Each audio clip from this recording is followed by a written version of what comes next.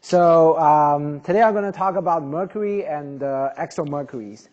And I know the talk is short, but I still like everyone to spend the next 5 or 10 seconds to imagine your habitable world.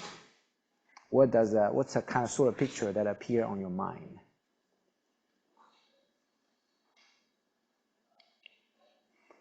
All right, so this probably is something that comes up to your mind, you know, this beautiful Earth with a continent, with ocean, with a thin atmosphere. But in reality, that's not what we observe for exoplanet, right? Most of the time, we only get 3 observables: mass, radius, and composition that we get from the star. For example, we can get the mass using radial velocity, the radius using transit, and the composition of the system using stellar spectroscopy. And how do we go from here to constrain our imaginary habitable world? You know, we can do a few things. You know, first of all, we can use the stellar composition to constrain the interior structure of the planet. We can measure magnesium, silicon, and iron. And I can give you a simple example in the next slide. So nature actually does us a favor, because the iron, silicon, and the magnesium ratio is roughly 1:1. So from there, you can say, okay, for a planet which has an iron core and the magnesium and the silicated mantle, you know, it's 1 mole of iron, 1 mole of silicon, 1 mole of magnesium. You can get the core mass fraction to be roughly 33%. So that's actually not too far away from the core mass fraction for all the terrestrial planets except Mercury. All right, so this stellar composition predicts that all terrestrial planets should have a core mass fraction about 30-something%. And another channel that we could get a core mass fraction is through the mass and the radius measurement through this more complicated equation. And from there, the long story short, we can get the mass, core mass fraction for Earth and the Mars and the Venus roughly about 30%, but Mercury is at 70%. So something must have happened to Mercury, and the math talk already show you that there are many possibilities, and in today's talk I'm going to focus on some of the possibilities. But the same framework that we use, just to show you, you know, using stellar composition as well as mass and the radius measurement to constrain the core mass fraction can be applied to exoplanets. At an individual level, for example, we can go from stellar composition and the mass and the radius to categorize the planet into different categories: super Mercury, Earth-like planet, and a planet with a volatile atmosphere or volatile layer. So this is the work that we did a couple of years ago and led by grad student Joe Shoes. And in his work, he investigated a few potential exo-Mercuries, and what he concluded is that Kepler 107c is so far the best candidate for exo-Mercury at only slightly more than 2 sigma level. So we do not yet have a 3 sigma exo-Mercury. And also he killed another exo-Mercury candidate, K2229b, and because the two distribution from the stellar composition and from mass and the radius, probably distribution function do not overlap by that much. All right, so this is a few examples of individual level. So what about at the population level? So the plot on the right is something that some people, many of you are familiar from Ardebakyan's work in 2021. So there seems to be 2 populations. One population is super Earth, and the other population is super Mercury. And you could do some hand wave and say, oh, there's a distinction population there. So we see similar evidence from our work. And the next step we try to do is to see, okay, is there any statistically significant evidence that we can say for sure that exo-Mercury is a distinct population? And the answer is no. So this is a work that we did in 2024. So we do using a Gaussian mixture model as well as a Bayesian hierarchical framework to ask the question, how many Gaussian do we need? How many Gaussian distribution do we need for this population of super Earth and Exo-Mercury? It turns out that the statistical evidence is favorable for one population instead of two populations. And if you're interested in using the work, you can download the RoPop code that developed by Joe Shoes. All right, so Mercury origin and the population of Exo-Mercury remains elusive. But I like to go one step ahead, and despite the fact that we do not yet establish a single Exo-Mercury candidate and also Exo-Mercury population, I want to speculate some of the potential mechanisms to form Mercury-like and the Mercury in the solar system. And, as a newcomer to the field, I think I did a reasonable literature review for all the possible Mercury mechanism for forming Mercury. All right, I will not get into detail, but I want to broadly characterize these two mechanisms into two ways. The first way is the so-called mantle stripping. We want to remove as much mantle material such that the core mass fraction is increased. So one way of doing that is giant impact, and after the giant impact, you can strip away the mantle material and to make or increase the core mass fraction. However, you saw that there could be some issues for this scenario, namely, for example, the high volatile to the refractory elemental abundance ratio, and also sometimes you require a very special the collision geometry to strip away as much mantle material as you could.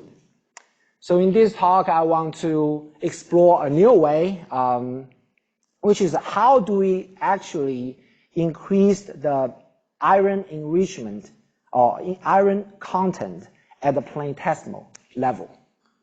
So there are different ways, including, I won't get into detail, but the magnetic field, the thermal properties, surface tension, they could all play a role in terms of enriching the iron content in the inner part of the solar, inner part of the disk.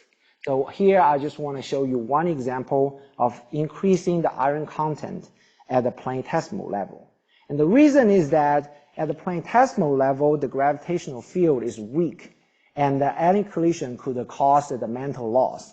This is in contrast of colliding two embryos together. When they're massive enough, the gravitational field is strong enough, all the materials kind of fall back to the planet, making stripping mantle more difficult. So we set up this M-body simulation code to see, okay, if we have the very uniform distribution of core mass fraction for all the planetesimals, but the only thing that we change is if we increase the stellar metallicity to increase the metal content, can we do that through just normal collision and to increase the iron content? The answer is no. And by the way, this is the work done by my grad student, Haniye Teja at the OSU. So we find that only if we change the core mass fraction such that the inner part of the core mass fraction is higher and the outer part, the disk of the core mass fraction is lower, that we can reproduce the Mercury like CMF, which is on the y-axis. This is along the semi-major axis. So if you look at where Mercury sits and where Earth sits, we're doing roughly a reasonable job. The other thing we also do is we did a grid search. In this case, we varied, where the boundary of changing CMF happens, and also how much swap we want to do between the inner disk iron and the outer disk iron. As you can see that, in some of the cases, which is like along this line and along this line here, so we find that, you want to swap as much iron as you could and also make the boundary as close as you can to the Mercury orbit in order to replace the Mercury like planet. So one hope for for this framework is that we want to hopefully apply this similar framework for future Exo-Mercury candidate. To wrap up the talk, I think I want to at least one main message I want to convey to you, that is that the Mercury-like exoplanet remains elusive at the individual level and also at the population level. We really need follow-up observation either to confirm the distinct population or refute this distinct population of planet. And there are things, for example, embodied work that we could do to recreate a Mercury-like planet. Hopefully in the future we can apply this framework to Exo-Mercury-like planet. However, our first foray into creating Mercury in our solar system seems to get a C+ grade based on Matt Clement's talk. So I'll stop my talk here, and thank you for your attention.